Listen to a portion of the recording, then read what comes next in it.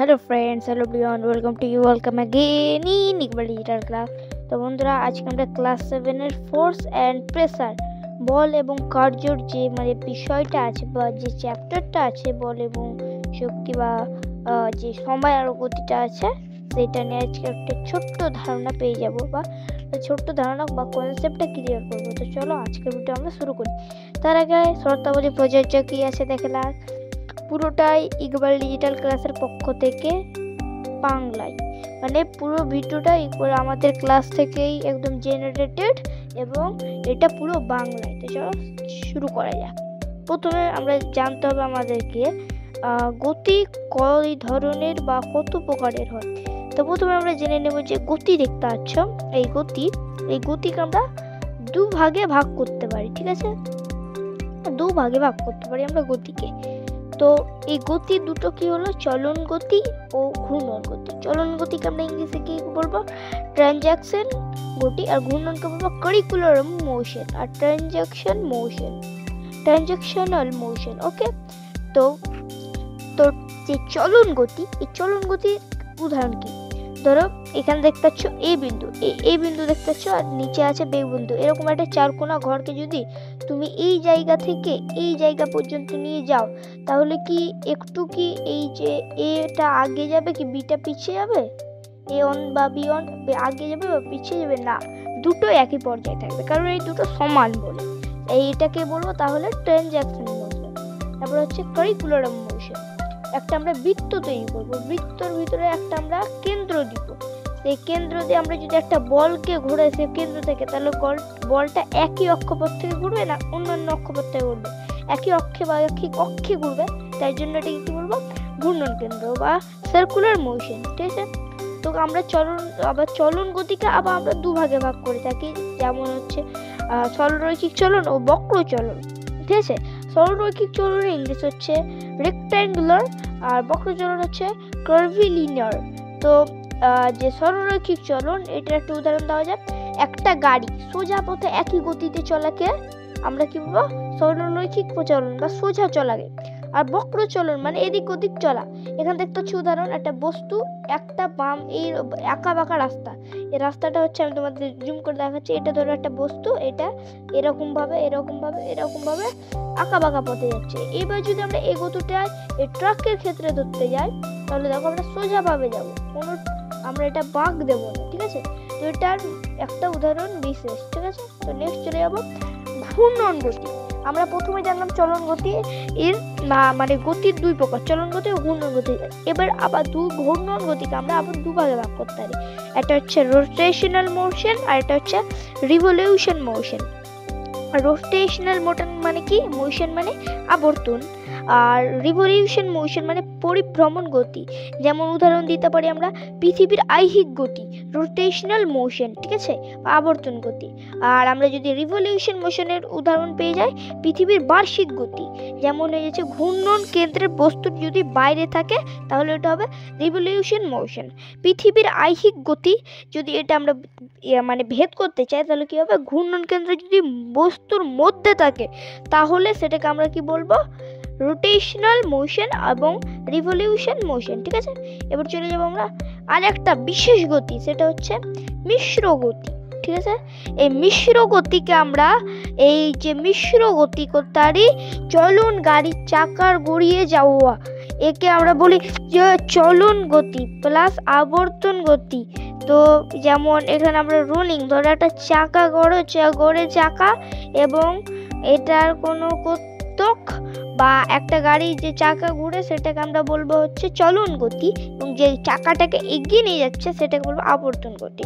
তারপর আমরা আরেকটা উদাহরণ ধরে নিতে পারি লাট্টুর গতি। লাট্টু যখন বন বয়ে ঘুরে তখন একটু কিছুটা এদিক ওদিক যায়, তারপরে একটা জায়গায় নির্দিষ্টভাবে ছেদ করে, সেটাকে আমরা বলবো লাট্টুর গতি, ঘূর্ণন গতি। পৃথিবীর আবর্তন ও পরিক্রমণ গতিকে আইহিক এবং বার্ষিক গতিকেও আমরা ধরতে পারি। এবার হচ্ছে আমরা মেন পর্যায়ে চলে যাই, গতির কয়েকটা পদ বলো বা গতির কয়েকটা পদ বলো। ঠিক আছে, তো প্রথম বলবো সরণ, অতিক্রান্ত দূরত্ব, বেগ, ত্বরণ, দ্রুতি। সরণ ইংরেজি হচ্ছে ডিসপ্লেসমেন্ট, অতিক্রান্ত দূরত্ব ডিস্ট্যান্স, বেগ ভেলোসিটি, ত্বরণ হচ্ছে অ্যাক্সেলারেশন, দ্রুতি হচ্ছে স্পিড, ঠিক আছে। তো এবার আমরা চলে যাবো একটা মানে উদাহরণ হিসেবে একটা অঙ্ক করবো, সরণ এবং অতিক্রান্ত দূরত্ব। তো এখানে তোমরা দেখতে পাচ্ছ, এখানে আমরা একটা নর্থ পোল দিয়ে দিয়েছি, নর্থ এইদিকে, তারপরে এদিকে ওয়েস্ট, এদিকে ইস্ট, এদিকে সাউথ, ঠিক আছে। এটার মাধ্যমে আমরা পুরোটা ক্লারিফাই করবো, ঠিক আছে। তো প্রথমে কি আছে, সরণ। এখানে আমরা সরণকে ধরবো এস হিসাবে, অতিক্রান্ত দূরত্ব বা অতিক্রান্তকে ডি হিসাবে ধরবো। এখানে একটা ত্রিভুজ আছে, সেটার এ থেকে বি পর্যন্ত 16 কিমি এবং বি থেকে একদম ওপরের দিকে হচ্ছে 12 কিমি, আর যে মাঝের অংশ সেটা তোমরা দেখতে পাচ্ছ 90 ডিগ্রি। তাহলে অতিক্রান্ত দূরত্ব কত হবে? অতিক্রান্ত মানে হচ্ছে ডিস্টেন্স। তাহলে আমরা কি করব, এই দুটোর যদি আমরা গতিকে যদি যোগ করি 16 কিমি এবং 12 কিমি, তাহলে আমাদের আসবে 28 কিমি। তাহলে 28 কিমিকে আমরা কি বলতে পারি, একে আমরা ধরে নেব আদি বিন্দু, ঠিক আছে। আদি বিন্দু থেকে আমরা যদি যেখানে যাব সেটাকে আমরা কি বলবো, গন্তব্যস্থল। বলে না ট্রেনে গন্তব্যস্থল, সেটা। তো আমরা এ থেকে সিটা বার করব, তাই জন্য এটা কি হয়ে যাবে, তাহলে 28 কিমি। তাহলে সরণ, এখানে যে সরণ দেখতে পাচ্ছ এটা হয়ে যাবে 28 কিমি, ঠিক আছে। এবার চলো পিথাগোরাসের এটা দেখো, এটা সব থেকে ইম্পর্টেন্ট, পিথাগোরাসের উপপাদ্য। এটা যারা পড়েছো তাদের অনেকটা বোরিং লাগবে, এবং যারা পড়োনি তারা দেখে নাও, এবং যারা পড়েছো তারাও দেখে নাও, তাহলে রিভাইজ হয়ে যাবে। তো প্রথমে সমকোণী ত্রিভুজ, তা আমরা একটা সমকোণী ত্রিভুজ নেব, একটা লম্ব বা পারপেন্ডিকুলার, তারপরে নেব আমরা ভূমি অথবা বেস, তারপরে অতিভুজ হাইপোটেনিউস। এখানে আমরা ফর্ম জেনে নেব। দেখো অতিভুজ স্কোয়ার বা এই যে স্কোয়ার, তারপরে কি আছে লম্ব, তারপর লম্ব স্কোয়ার প্লাস ভি স্কোয়ার বা ভূমি স্কোয়ার, ঠিক আছে। মানে H square is equal to P square plus বি2। এই ফর্মুলাতে আমরা অঙ্কটা করতে পারি। তো চলো একটা আমরা নিজে করি দেখি। এক ব্যক্তি প্রথমে 24 কিমি উত্তর দিকে গেলেন, ঠিক আছে, 24 কিমি উত্তর দিকে গেলেন, তারপর ডান দিকে বাঁক নিয়ে আরো 10 কিমি পূর্ব দিকে গেলেন। তো সরণ এবং অতিক্রান্ত দূরত্ব কত হলো দেখো। তো সলভ করে দিয়েছি, দেখে নাও।